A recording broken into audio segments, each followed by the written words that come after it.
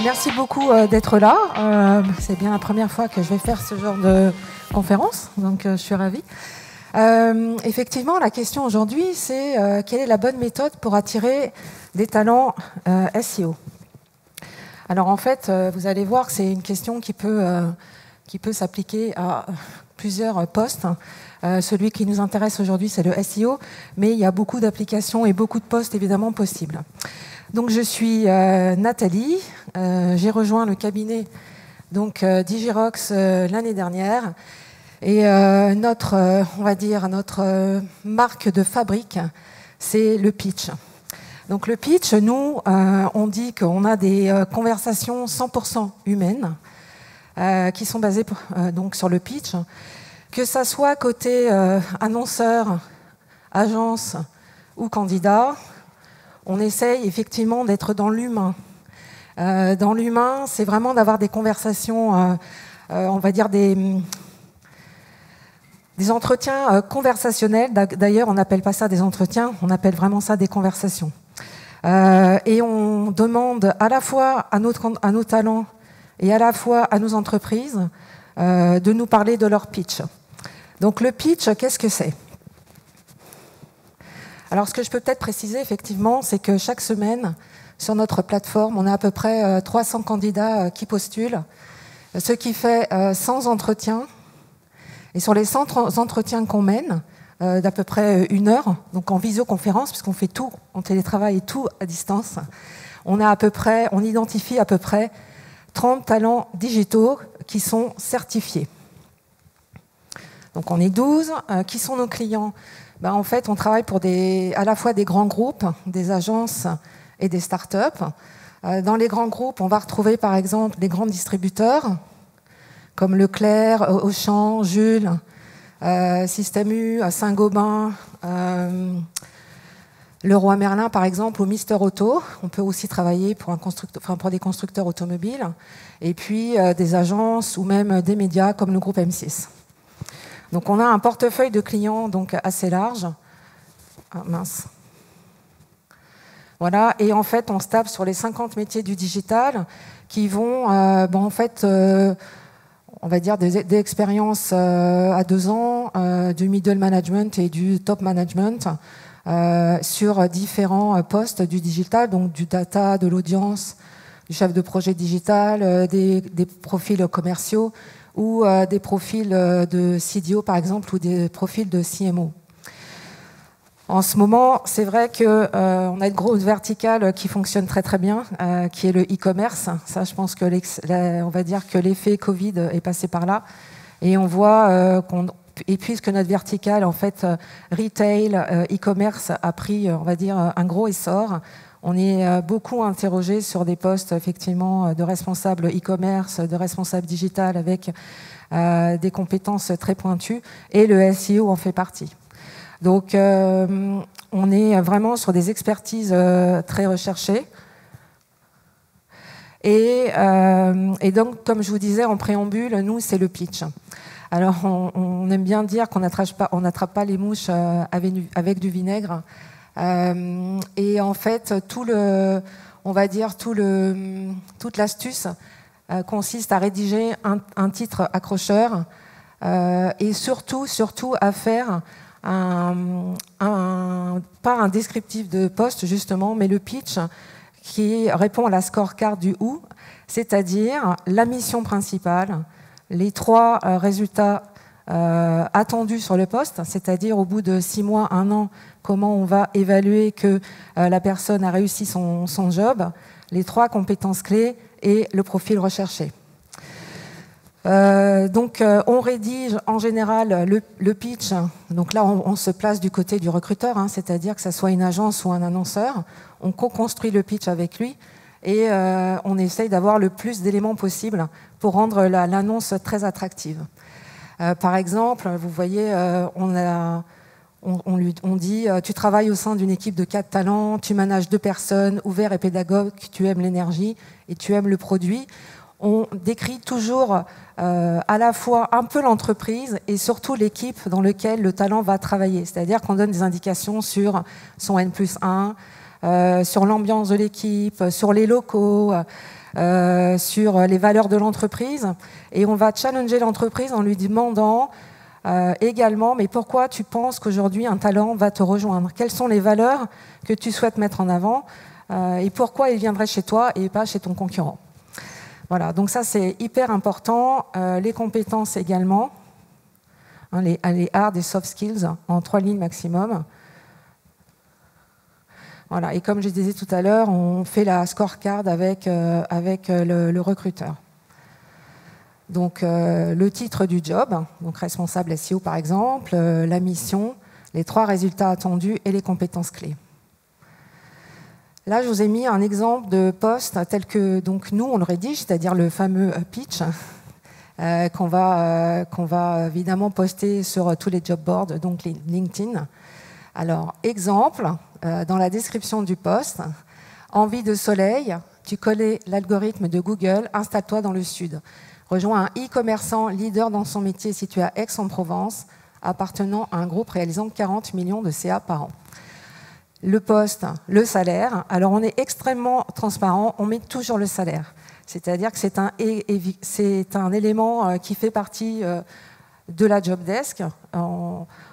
Il faut absolument que le candidat, le talent, puisse se projeter dans le poste et pas le découvrir au bout de 5 entretiens en disant « mince, ça ne correspond pas du tout à mes aspirations. Si j'avais su, jamais je me serais jetée dans ce recrutement. » Un recrutement, c'est de l'énergie des deux côtés. Donc il faut qu'on aille vite et qu'on soit efficace. Et il est hors de question de faire venir quelqu'un sur un job si ça ne correspond pas à ses aspirations, ses prétentions salariales.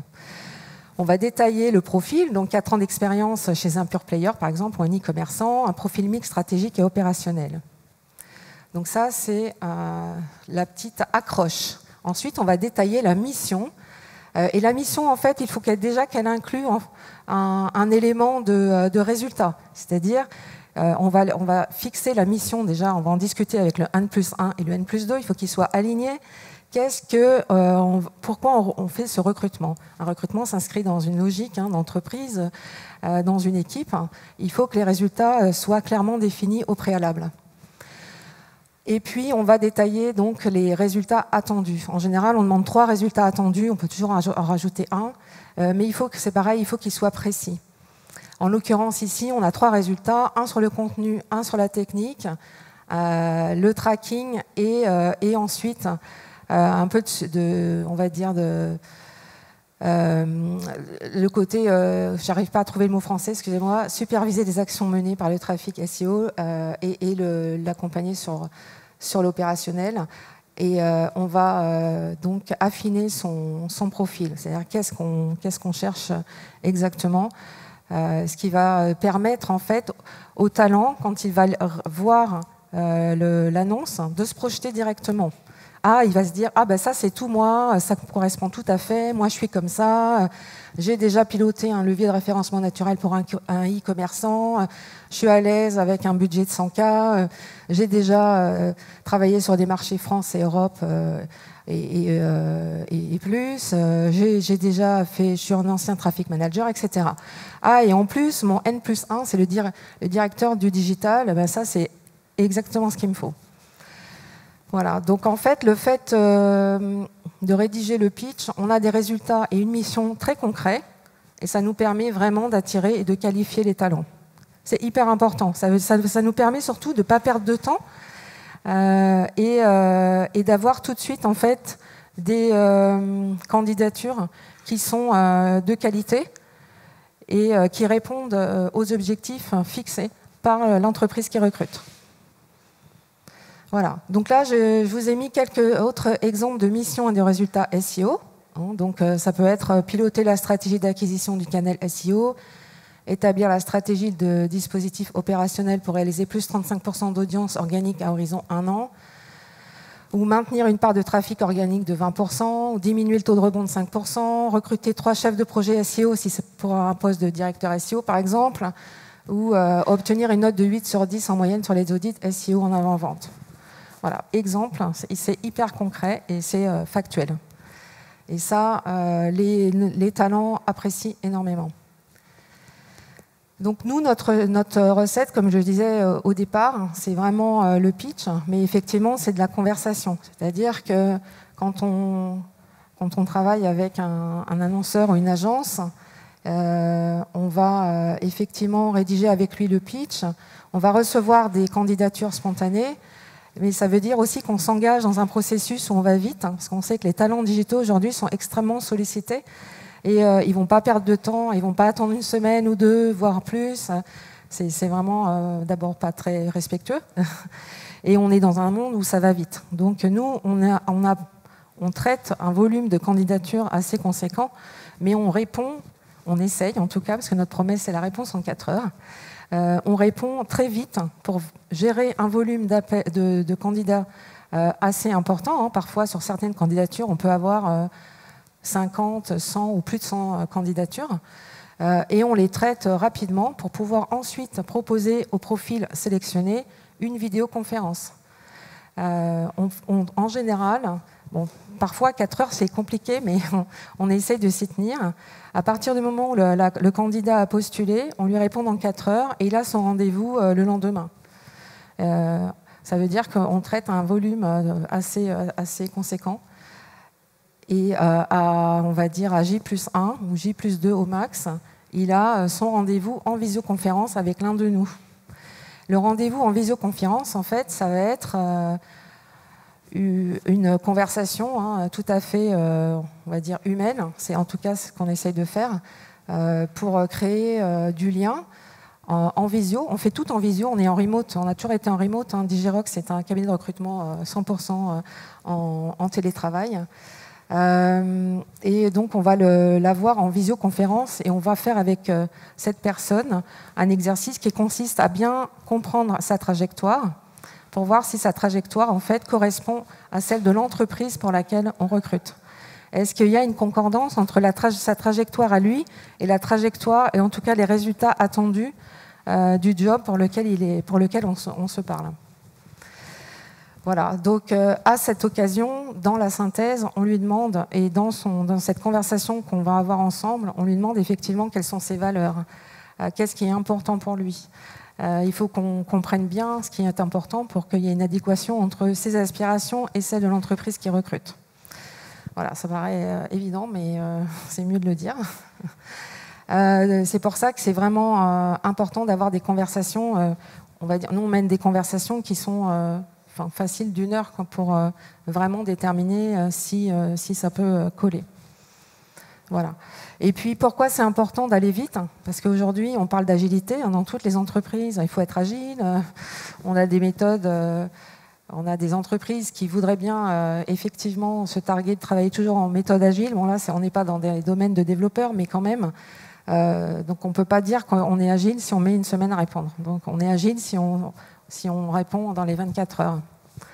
Voilà, et à partir du moment où on a eu cette conversation, on est capable de effectivement leur dire tout de suite oui, ça va coller, et oui, ça répond bien effectivement à la mission et aux résultats du job, ou non, ça va pas aller pour ce job-là, mais j'en aurai peut-être un autre pour toi plus tard. Donc on donne une réponse tout de suite. En faisant ça, on s'assure aussi qu'en fait, on respecte la marque employeur de l'entreprise qui nous fait confiance en nous donnant son recrutement.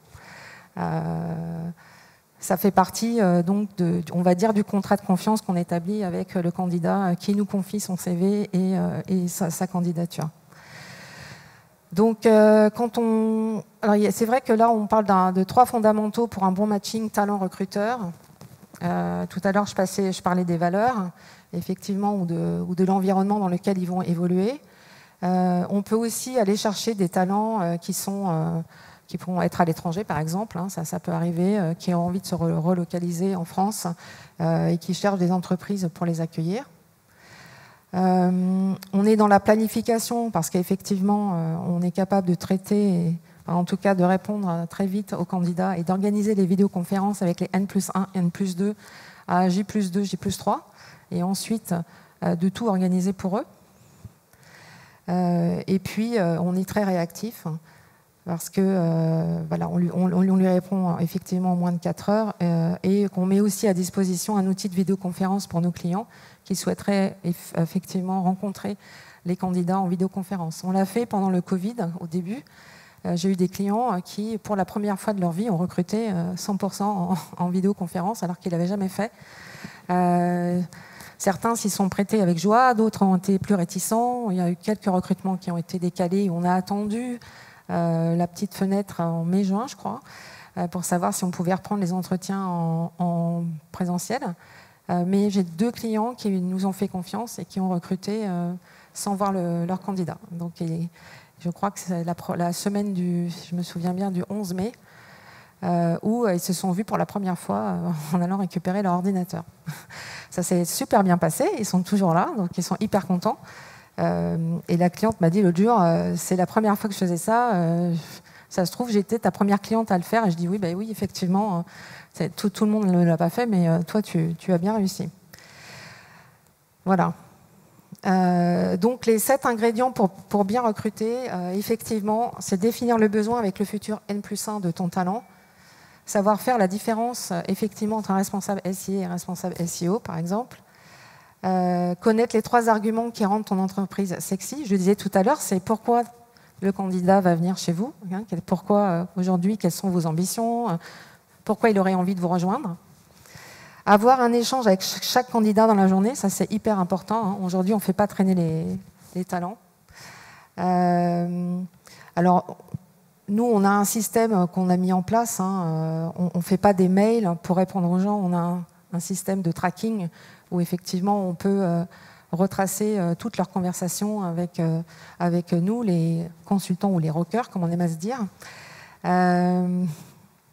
On organise tout pour les entreprises qui recrutent, hein, tous les vidéoconférences et les entretiens en face à face également. Et puis on peut caler effectivement 3 entretiens dans une journée pour un futur talent. On essaye en général de faire en sorte que le N+1, le N+2 ou le N+1, puis le N+2 et RH par exemple, puissent le rencontrer dans la semaine. Voilà. Ça veut dire que en général, on va dire à peine un mois entre le moment où on lance l'annonce sur le modèle du pitch qu'on a construit ensemble, on est capable de faire un recrutement en 1 mois, en moyenne. Voilà, donc là j'ai repris des exemples de job desk en fait, qui étaient sur le site. Et puis, pour vous montrer un peu pourquoi certaines annonces n'attirent personne, en fait. C'est un peu le but. Hein. Moi, je vous ai dit comment on faisait avec le pitch, pourquoi c'était important. Mais aujourd'hui, quand on voit une job desk qui n'attire personne, c'est parce qu'il y a des éléments qui sont manquants. Donc, effectivement, le titre du job, il faut qu'on le comprenne de façon très, très vite, hein, et puis pas uniquement par le métier. La description, c'est la mission. Est-ce qu'elle est claire? Est-ce qu'elle est basée sur des faits? Est-ce qu'on peut la mesurer? Donc, est-ce qu'elle est mesurable à 6 mois ou 1 an? Les résultats attendus, donc les objectifs et les key results sont-ils précis? Encore une fois, c'est les 3 résultats. Le contexte, c'est toujours intéressant pour un candidat de se projeter dans une entreprise. De quel secteur on parle? La taille de l'entreprise, c'est quoi? C'est une PME, une TPE, une grosse entreprise? Le secteur, le N+1, c'est qui? Comment il va le faire grandir ou la faire grandir? Les valeurs de l'entreprise, le salaire. Alors le salaire a dit qu'après, hein, c'est pas très grave, mais en tout cas, il faut qu'il y ait des éléments de rémunération. J'ai vu des candidats qui étaient hyper frustrés d'arriver au bout de 4-5 entretiens, qui se disent « c'est pas possible, si j'avais su, jamais je me serais lancé dans cette aventure. Hein. Ça m'a pris beaucoup de temps et c'est déceptif des 2 côtés d'ailleurs. » Donc le salaire, c'est pareil, on mène un benchmark sur les salaires pratiqués sur le marché et sur le poste, à niveau d'expérience. Il faut qu'on puisse effectivement faire une recommandation salariale sur un profil donné. Les avantages, donc ça peut être effectivement les jours de RTT, la cantine, ce genre de choses, ou autres, et le lieu. Et puis aujourd'hui, le télétravail. On commence à avoir des jobs en 100% télétravail, mais aujourd'hui, c'est quand même pas la majorité. On a encore dans la majorité des entreprises, les jours de télétravail, ça représente à peu près 50 ou 60, enfin, on va dire non, plutôt 2 jours de télétravail, 3 jours sur place dans la majorité. On sait que les gens aimeraient bien plutôt l'inverse, 3 jours de télétravail et 2 jours sur place, voire un 100% remote. On y vient, mais ça va prendre un peu de temps.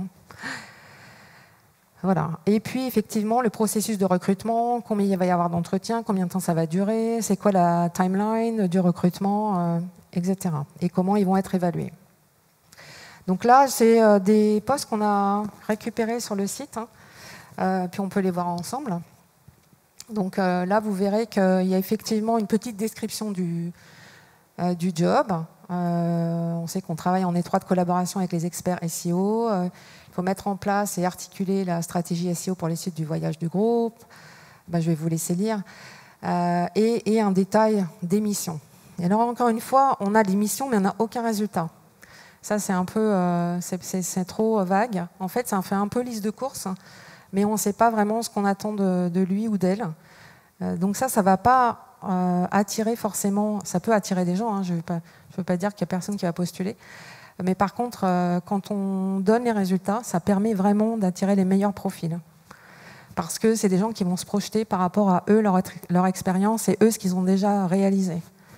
Donc, en étant pointu sur les résultats, on est pointu sur les profils qu'on attire. C'est pour ça que ça marche très bien. Donc, on a effectivement une liste de missions, mais on ne sait pas qui est le N+1 et on ne connaît pas de salaire. Sur un autre exemple, effectivement, le ton est sympa. Tu souhaites travailler directement chez l'annonceur sur différents projets intéressants. Je recherche une personne pour m'aider dans le web marketing en général et le SEO plus précisément. Et on a ensuite un exemple de tâche à connaître. Là, c'est pareil, on n'a pas de résultat. On ne connaît pas la taille de l'entreprise. Il n'y a aucune indication ni sur l'entreprise, ni sur le secteur, ni sur le lieu. Donc, c'est assez sommaire. Et pourquoi quelqu'un postulerait, c'est pareil. Il n'y a pas d'indication, donc ça ne donne pas très envie. Voilà. Les atouts non obligatoires. Ça, c'est la suite, je pense. Oui, c'est la suite. Alors, il y a une petite précision sur le profil. Donc ça, c'est plutôt bien. C'est quelqu'un qui a 2 ans d'expérience professionnelle minimum dans un poste similaire en agence. Mais on ne sait pas. Et là, il y a une mention donc type de contrat CDD de 6 mois. Mais c'est pas précisé. Donc le salaire n'est pas précisé non plus. Il n'y a pas suffisamment d'indications pour donner envie à quelqu'un de postuler. Et enfin, un troisième exemple. J'imagine que oui, c'est un troisième exemple. Toujours la même chose. Sur la mission, elle n'est pas précisée. Alors, mis à part que on parle d'élaboration et de suivi de projets SEO, on n'a aucun élément sur les résultats attendus. Donc c'est pareil, ça ne va pas être suffisamment précis. En fait, ce n'est même pas la peine d'en mettre 10. Il suffit de mettre 3 résultats attendus. Mission et 3 résultats attendus, ça suffit. 3 compétences clés et le profil recherché avec l'équipe. C'est qui son N+1 ou c'est qui son N+2? Il évolue dans une équipe de combien de personnes? Est-ce que c'est 10? Est-ce que c'est 50? Est-ce qu'il travaille en étroite collaboration avec l'offre, le marketing? Avec qui sont ses interlocuteurs tous les jours? En fait, il faut vraiment qu'il se projette, en fait. Voilà. Et là, on a donc une liste de compétences. Encore une fois, le salaire n'est pas indiqué.